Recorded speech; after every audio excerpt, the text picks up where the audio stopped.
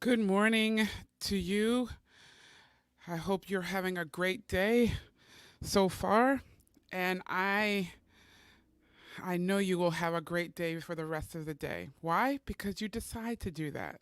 You decide to just be great, do great things, and help others to do the same thing. So, good morning. This is Yvette Owens of Company Culture with Yvette C. Owens. I am the creator of the Diplomat Chronicles, and I'm here to share with you 5 distraction killers. We're about to kill some distractions this morning. So, welcome, welcome, welcome to you. I am so glad to have you here joining me this morning. This is a great morning. Why? Again, because we've decided to join and participate and also orchestrate what's going to happen in this day, not only for us, but for others. And I hope you also have in mind not only what you can do for yourself, but for others. So, the 5 distraction killers we're going to talk about this morning because there are so many things that you have and that's planned for you to complete, but there are many things that want to come against you to stop you from doing that. So we're going to jump right in this morning. Again, if you're coming across this and you see me on your feed, I am Yvette C. Owens. This is Company Culture with Yvette C. Owens, where we explore the behaviors that really determine how an organization operates. And I'm always saying if you don't intentionally define your culture, somebody else will. Those other people within the organizations, those behaviors in your organization will define it for you.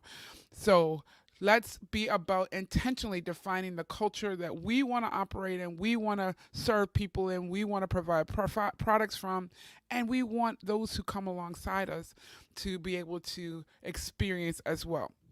So 5 distraction killers, because we have to get rid of all those distractions and keep moving forward. And the first and foremost is you have to have a plan, whether it's a strategic plan for a long term plan, but every day you have to have a plan for every portion of your day. What are you going to take care of? What are you going to accomplish?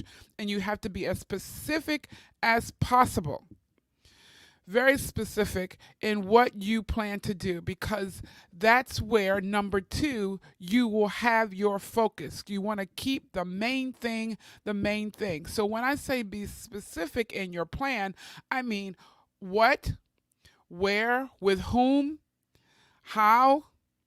That's what you want to have defined on the onset of your day.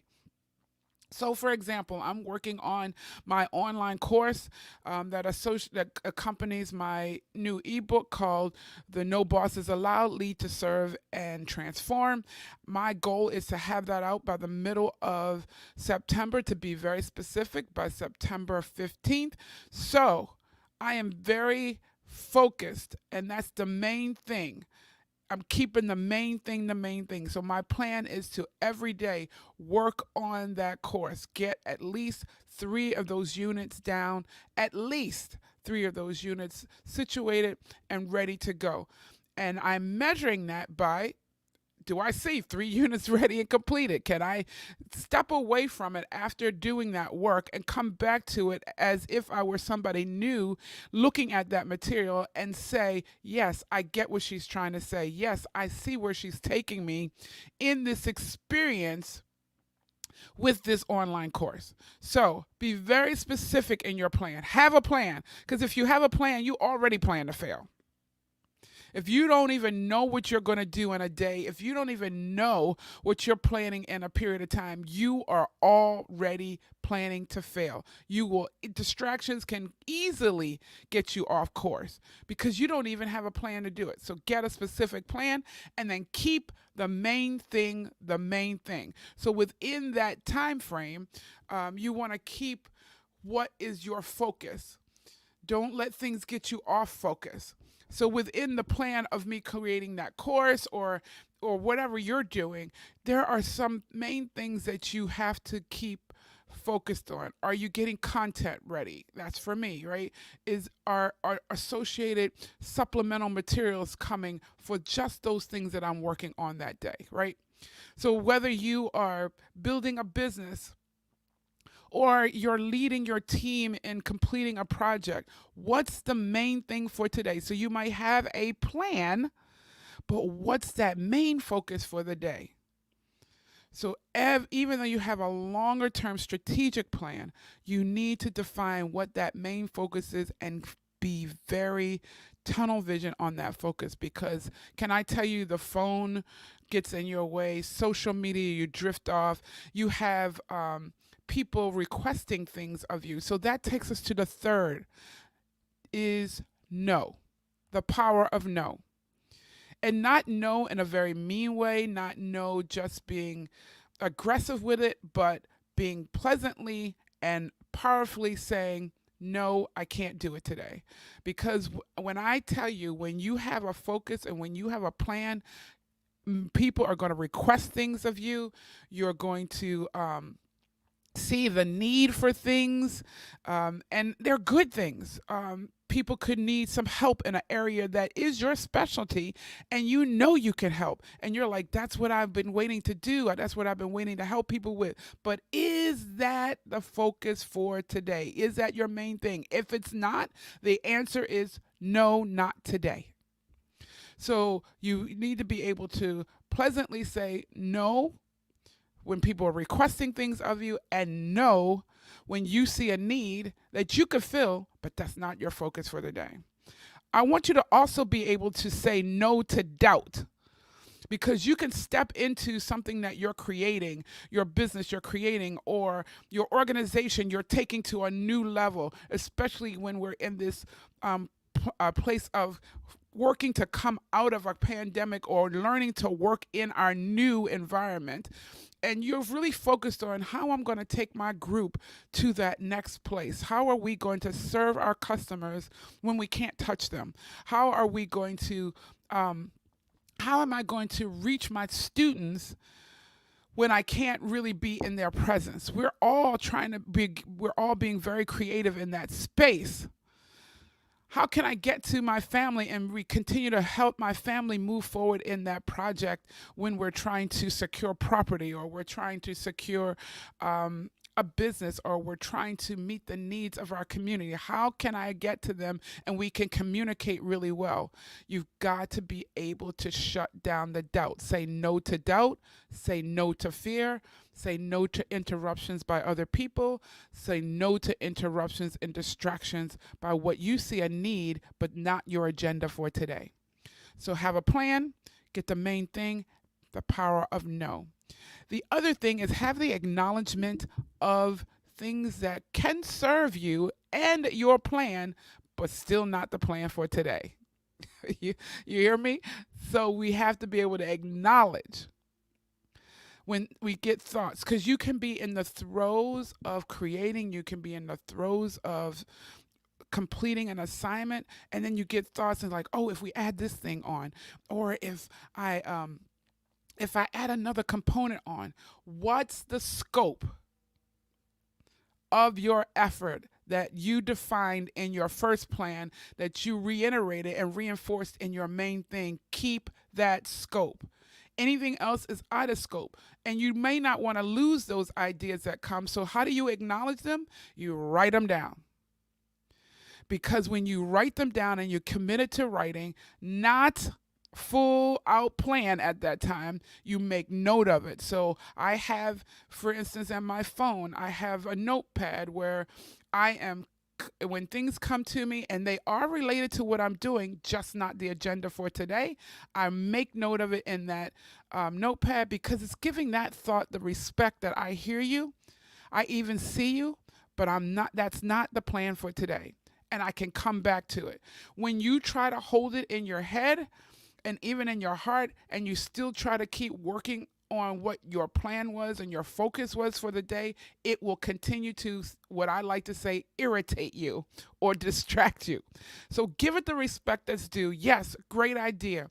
Yes, this could potentially add some value to what I am building and doing, but acknowledge it by putting it in a note that will allow you to go revisit it. Sometimes that's people call that a parking lot. Again, you're not flushing it out. You're not building it out to the extent. You're just making enough note that you can go back, pick it up later. All right. So we have a plan. Keep the main thing the main thing. The power of saying no. 4, acknowledging and creating a list of relevant, related topics that you can go back to. And then 5, and this is what I think sometimes can be the deal breaker. Get an accountability partner that you're going to listen to. Get an accountability partner that you're going to respect.